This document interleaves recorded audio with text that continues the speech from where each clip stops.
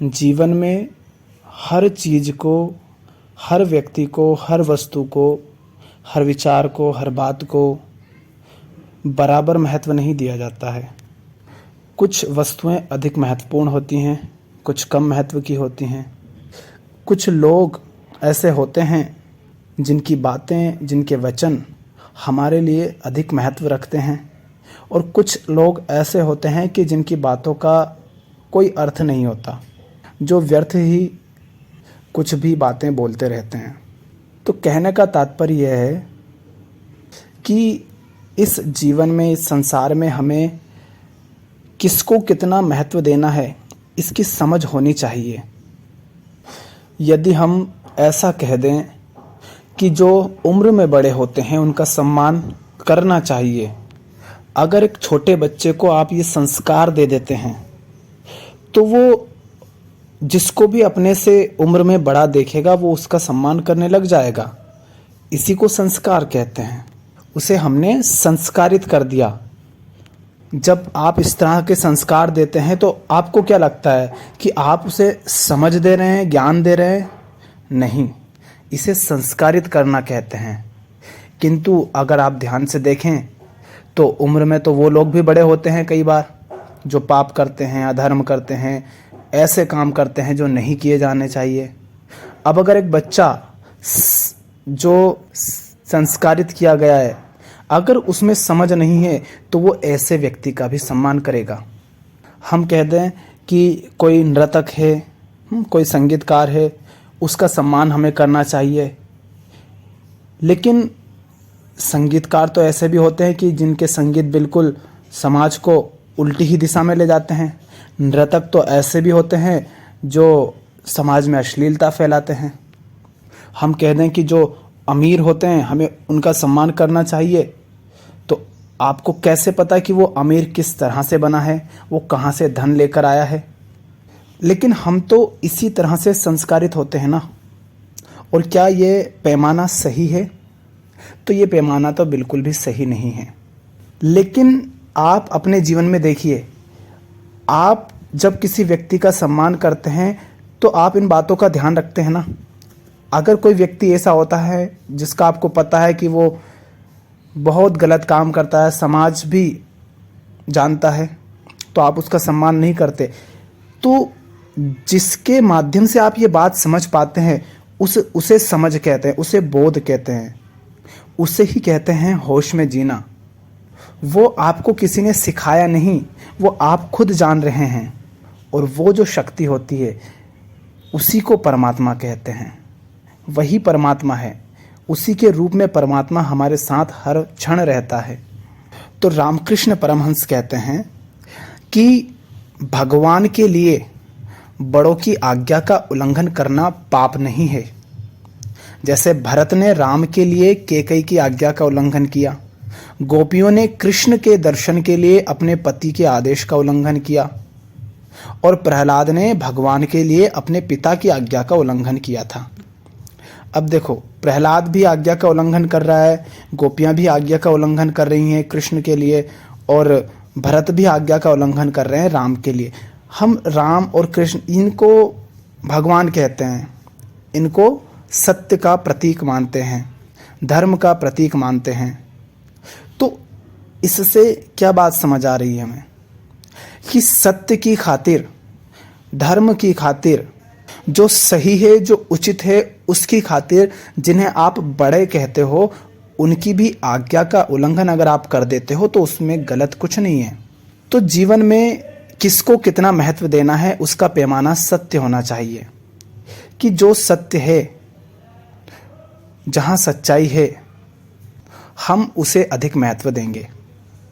उसके लिए अगर किसी की आज्ञा का उल्लंघन करना पड़ता है तो कर देंगे, किसी के खिलाफ जाना हो पड़ता है तो चले जाएंगे, लेकिन सबसे अधिक महत्व हम देंगे सत्य को, जिसे यहाँ पर रामकृष्ण भगवान के रूप में कह रहे हैं।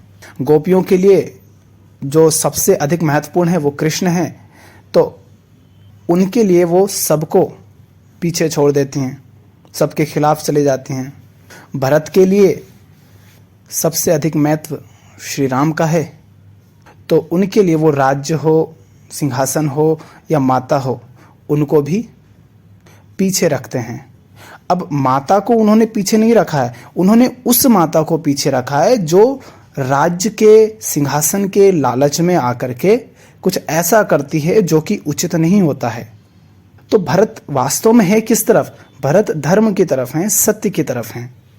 तो किसको इस जीवन में, अपने दैनिक जीवन में, दैनिक कृत्यों में महत्व देना है, उसका आधार सत्य को बनाइए। जहाँ सच्चाई है, जहाँ उसे आप प्रेम का नाम दे दो, जहाँ उसे अहिंसा का नाम दे दो, करुणा का नाम दे दो, धर्म का नाम दे दो, उससे अधिक महत्व देना है। जो कोई भी उसके विरोध में होगा वो हमारे लिए मूल्यहीन हो जाएगा। क्योंकि हमारे जीवन में ऐसे क्षण आते हैं जब हम ये सोचते हैं कि हम जो करने जा रहे हैं कहीं हम गलत तो नहीं कर रहे हैं। तो कैसे जाने कि हम गलत कर रहे हैं कि नहीं कर रहे हैं? तो बस ये देख लो कि जो कर रहे हो वो किसके लिए कर रहे हो, अपने अहंकार के लिए या सत्य के लिए। जिसे रामकृष्ण भगवान कह रहे हैं कि अपने अहंकार के लिए कर रहे हो या भगवान के लिए कर रहे हो। अगर भगवान के लिए कर रहे हो तो कुछ गलत नहीं कर रहे हो, क्योंकि जो भगवान के ही विरोध में हो उसके साथ खड़े होकर आप अपने ही विरोध में खड़े हो जाते हैं। और जितना जल्दी हो सके अपने जीवन में गलत को गलत कहना शुरू करें, सही को सही कहना शुरू करें। फिर चाहे सामने वाला व्यक्ति अपना हो, पराया हो, बड़ा हो, छोटा हो, वो महत्व नहीं रखता। क्योंकि जब हम गलत को गलत नहीं कहते तो वो गलत अपने आप को सत्य मानने लग जाता है, असत्य भी अपने आप को सत्य मानने लग जाता है। और जब हम सत्य को भी सत्य नहीं कहते, उसके साथ खड़े नहीं होते, तो उसकी ताकत कम होने लगती है। सत्य खत्म नहीं होता, लेकिन हमारे लिए वो कमज़ोर हो जाता है। फिर हमें सत्य से जो बल मिल सकता था वो मिलना कम हो जाता है। बहुत ज़्यादा सहन मत करो। जहाँ दिखे कि कुछ गलत है, शोषण हो रहा है, अन्याय हो रहा है, तो उसको नकार दो। जहाँ दिखे कि बंधन तुम पर डाले जा रहे हैं तो उन्हें अस्वीकार कर दो। बंधनों को अस्वीकार करना ही भगवान की तरफ बढ़ना होता है। अन्याय को नकारना ही भगवान की तरफ बढ़ना होता है। जो झूठा है, जो गलत है, झूठ को झूठ कहना, गलत को गलत कहना, इसी का अर्थ होता है कि आप सबका उल्लंघन कर रहे हैं, सबका विरोध कर रहे हैं भगवान की खातिर, सच्चाई की खातिर। तो ऐसा करने में डरे बिल्कुल नहीं, चाहे परिणाम फिर जो हो। और अगर आप सच के साथ हैं तो सच के साथ बुरा कैसे होगा? हाँ, हमें वो बुरा लग सकता है, लेकिन वो बुरा हुआ हमारे साथ ये ज़रूरी तो नहीं। और इसी के साथ कभी भी किसी व्यक्ति के अतीत के आधार पर उसका आकलन मत करो। उसकी वर्तमान स्थिति को देखो, उसके वर्तमान कर्म को देखो, वर्तमान विचारों को देखो, उसका अभी जो जीवन है वो किस दिशा में जा रहा है उसे देखो।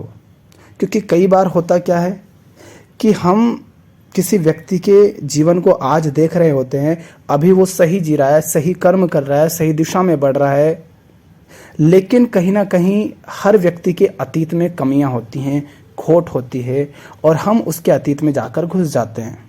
और जब अतीत में जाते हैं तो अतीत में हमें कमियां मिलती हैं, दोष मिलते हैं।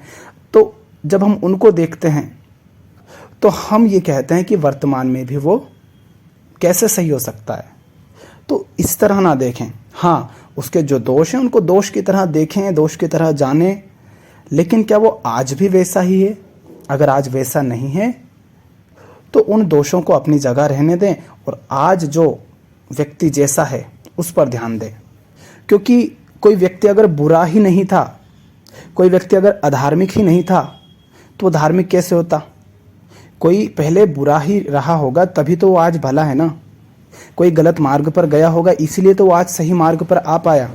तो जब गलत मार्ग पर रहा होगा तो उसके जीवन में तो दुर्गुण दोष सब रहे होंगे। तो व्यक्ति वर्तमान में कैसा है उससे निर्णय करें कि उसको पढ़ना, सुनना, उसके साथ रहना है या नहीं रहना है। और इसी के साथ बहुत सारे ऐसे भी लोग होते हैं कि जो वर्तमान में तो घटिया काम कर रहे हैं, गलत जीवन जी रहे हैं, ऐसे काम कर रहे हैं जो गलत हैं, लेकिन अतीत में वो बड़े भले थे। या उनके पुरखे बड़े अच्छे रहे होंगे, तो वो उन्हीं अतीत के नाम से आज भी सम्मान पा रहे हो, गौरव पा रहे हो, वाहवाही पा रहे हो।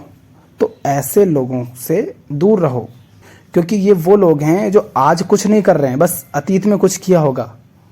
जैसे मैं कह दूं कि अतीत में हमारे पूर्वज क्रांतिकारी रहे, तो भैया अतीत में वो रहे होंगे, उन्होंने क्रांतियाँ की होंगी। मैं क्या कर रहा हूँ अभी? मैं तो कुछ नहीं कर रहा हूँ, तो फिर उनके नाम से मैं क्यों सम्मान पाऊँ? जिसने किया उसको सम्मान दिया जाना चाहिए, उसके नाम से किसी और को नहीं। क्योंकि हम समाज में देखते हैं कि बहुत लोग ऐसे होते हैं कि अतीत में उनके किसी ने, पूर्वज ने कुछ किया होगा और वर्तमान में वो उनके ही नाम पर बहुत कुछ ऐसा पा रहे होते हैं जिसके वो हकदार नहीं होते हैं, और वो कई सारे गलत कर्म करते हैं।